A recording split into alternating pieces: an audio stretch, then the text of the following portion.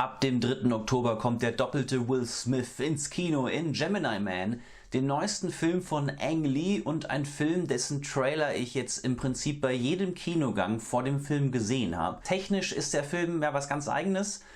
Ich habe den Film in 60 Frames per Second gesehen und in 3D.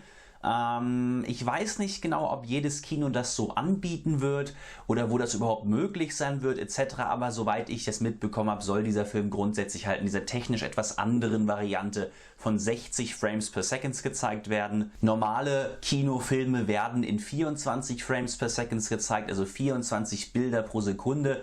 Die meisten von euch werden wissen, dass ein Film einfach nur sehr viele Standbilder aneinander gekettet sind, also wie eine schnelle Diashow. Und bei so einem Film, den man Cinematic nennen würde, also wie ein Kinofilm halt eben aussieht. Das sind halt immer 24 Frames per Second. Soweit ich weiß, sind Filme im Fernsehen zum Beispiel haben eine etwas höhere Framerate, also eine höhere Bildrate. Deswegen sehen die auch so ein bisschen plastikhafter aus, ein bisschen heller und so weiter.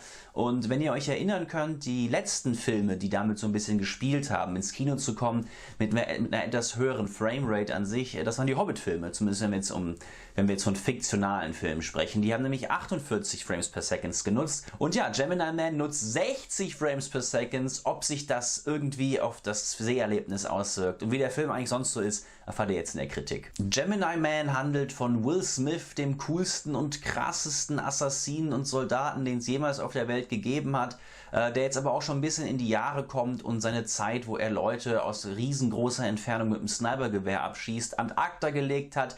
Jedoch verschwört sich in der Regierung etwas gegen ihn und auf einmal wie aus dem Nichts sieht sich Will Smith der gesamten Regierung gegenüber. Er ist Flüchtiger, er weiß nicht genau, warum er von der Regierung gejagt wird und dann kommt auch noch ein ganz besonderer Agent, um Will Smith zu töten, und zwar Will Smith selbst, und zwar sein Klon, jüngeres Ich.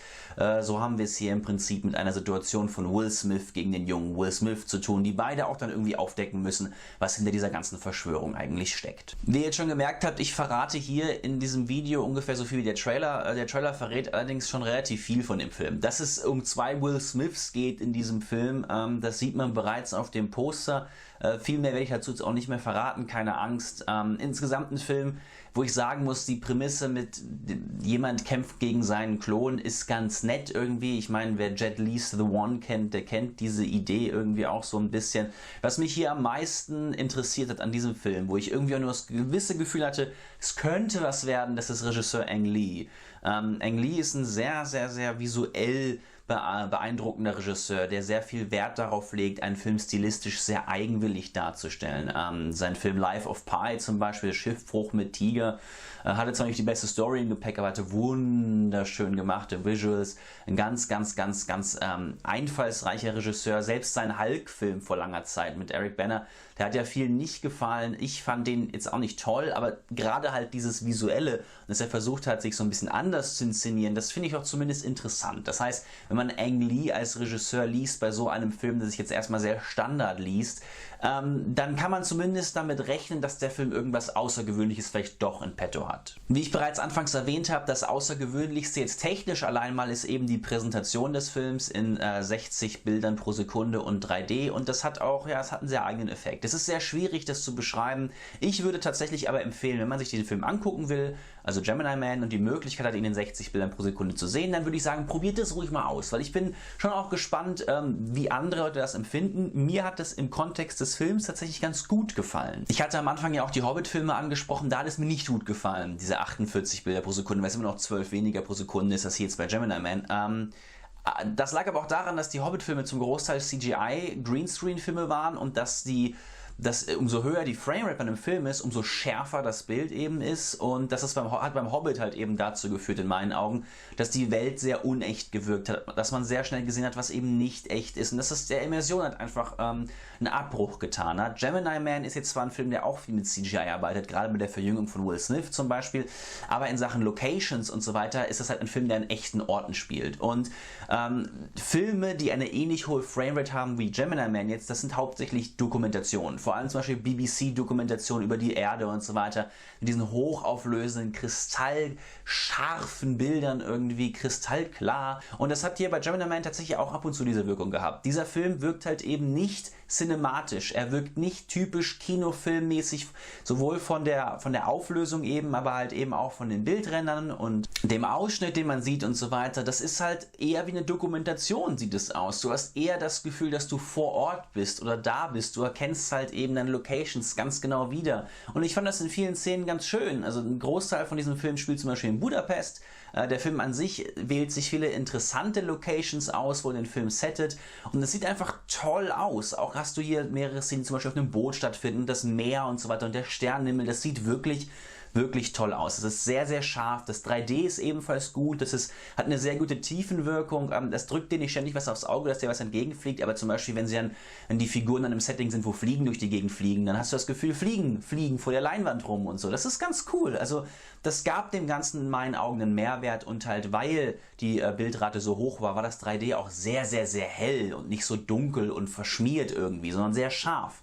Damit muss man, wie gesagt, umgehen können. Ich kann jeden verstehen, der sagt, das Ganze wirkt auf mich jetzt irgendwie wie eine Fernsehdoku oder so und das finde ich doof.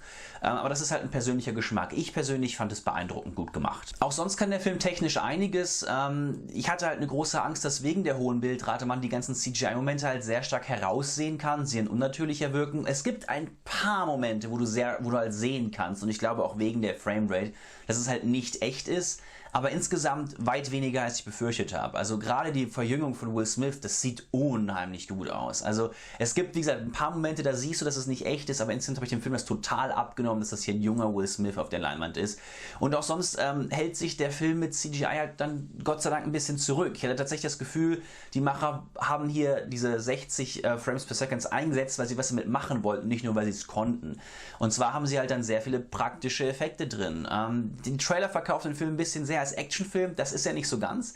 Es gibt nur 3 Action-Szenen in diesem Film und alle sind im Trailer, was ein bisschen schade ist. Aber gerade die erste Actionsequenz hat mir sehr, sehr, sehr gut gefallen. Zum einen ist sie von Ang Lee gut inszeniert, was daran liegt, dass wir haben hier keine Wackelkamera, wir haben keine ultra schnellen, krassen Schnitte und so weiter. Wir haben sogar mehrere One-Shot-Sequenzen innerhalb der Action-Sequenzen ohne Schnitt. Die Action ist an sich auch ein bisschen natürlicher gemacht. Zwar sind das hier krasse Assassinen und so, aber es sind keine Supersoldaten. Also wir haben hier zum Beispiel eine Verfolgungsjagd mit Motorrädern, wo dann ab und zu gebremst werden muss, wo coole Manöver gemacht werden, die aber niemals komplett unrealistisch gewirkt haben und das hat mir gut gefallen.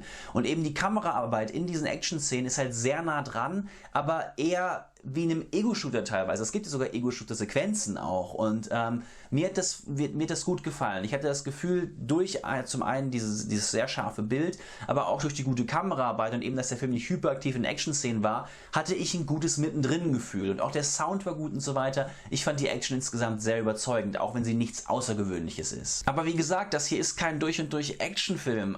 Der Film geht ungefähr 117 Minuten, davon sind dann vielleicht 20 Minuten Action oder so. Der Film will weit mehr, glaube ich, dann doch Drama sein.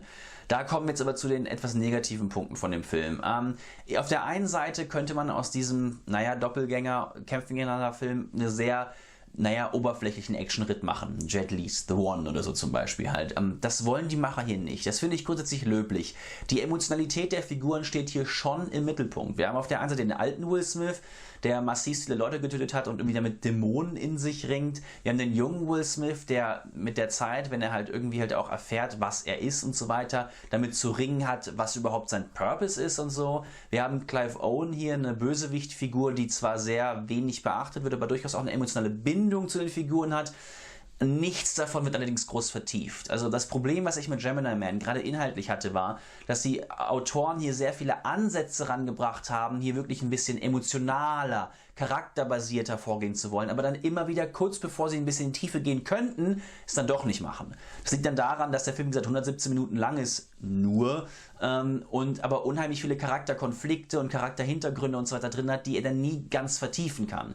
Für mich kam Gemini Man mir so ein bisschen vor wie der Pilot zu einem Film, wo du das Gefühl hast, okay, hier werden jetzt die Figuren eingeführt und wir haben eine große Welt, die auch ganz interessant ist, aber wir gehen halt nicht weiter darauf ein, das machen halt die nächsten Folgen. Da der Film aber für sich steht, was auch gut ist, er ist, soweit ich es verstanden habe, nicht auf ein Sequel ausgelegt, gibt es ja halt eben viele Ansatzpunkte, die halt nie vertieft werden. Und auch diese Charakteremotionalität, das merkt man gerade an Clive Owens Bösewichtfigur, ist im Endeffekt trotz einem guten Vorsatz der Autoren, sage ich mal, sehr, sehr oberflächlich. Auch, dass Will Smith mit Dämonen in sich ringt und er, mit seiner Vergangenheit nicht klarkommt, wird halt mal kurz in einem Satz erwähnt und das war's. Und damit ist das Gemini Man ein Film, der auf der einen Seite gute Action hat, aber davon nicht sonderlich viel. Auf der anderen Seite durchaus das Vorhaben hat, emotional mit seinen Figuren umzugehen, das aber auch nicht richtig schafft. Und das macht den Film zu so ein bisschen nix Halbem und nix Ganzem. Ich gebe diesem Film Gemini Man trotzdem 6 von 10 Punkten. Ich war 117 Minuten lang durchaus unterhalten. Ich fand ihn in Ordnung gespielt. Ich fand ihn technisch sehr interessant. Ich fand das mit den 60 Bildern pro Sekunde in dem 3D hat mir gut gefallen. Wie gesagt, ich empfehle euch das hier, auch wenn ich nicht versprechen kann, dass euch das gefällt, weil das sehr subjektiv ist, wie man dieses ultra helle und hochauflösende Bild tatsächlich im Endeffekt für sich selbst bewertet. Ich fand die Action-Szenen, die paar, die es gab, sehr gut inszeniert. Mir hat das gefallen, wie der Film seine Action inszeniert hat. Und mir hat auch gefallen, dass der Film durchaus sehr emotionale Ansätze bei den Figuren hat. Leider geht es nie über Ansätze hinaus. Leider pendelt sich Gemini Man am Ende irgendwie so zwischen den guten Ansätzen ein. Die Action ist gut gemeint und gut gemacht und macht auch Spaß, aber es gibt halt sehr, sehr wenig davon. Gerade wenn man auf Will Smith versus Will Smith hofft, gibt es hier nicht so viel davon. Der Film sieht toll aus und er hat emotional eine gute Grundstruktur, sowas wie eine Charakterstudie sogar zu sein, aber er kommt nie über die Oberfläche hinaus. Aber ich habe mir weniger erhofft von dem Film. Ich habe mir sogar eigentlich gar nichts erhofft von diesem Film, mit Ausnahme von Regisseur Ang Lee. Und wurde letztendlich 117 Minuten gut unterhalten. Ich glaube, wenn man einfach mal 2 Stunden lang abschalten will bei einem ganz netten Thriller irgendwie mit einem charismatischen Hauptdarsteller und so weiter und nicht zu viel erwartet, dann ist das hier absolut in Ordnung. Wenn euch dieses Video gefallen hat, dann liked und subscribe und scan, das wird uns sehr weiterhelfen. Das hilft uns dem Channel hier auch immer ein bisschen weiter, für ein bisschen mehr Aufmerksamkeit zu sorgen und so. Und ja, sagt mir gerne zum einen, was ihr von Gemini Man gehalten habt und was ihr von, wenn ihr es gesehen habt, dem 3D und den 60 Frames per Second gehalten habt. Das würde mich sehr interessieren. Habt ihr das Gefühl, das könnte die Zukunft des Kinos sein oder eher nicht? Ich bin eher so, ist mal ganz nett, dass man es gemacht hat, aber ich mag den klassischen Kinostil dann doch irgendwie lieber. Aber mal ganz nettes gesehen zu haben, dann wünsche ich euch ein schönes Kinowochenende und sage ciao, ciao.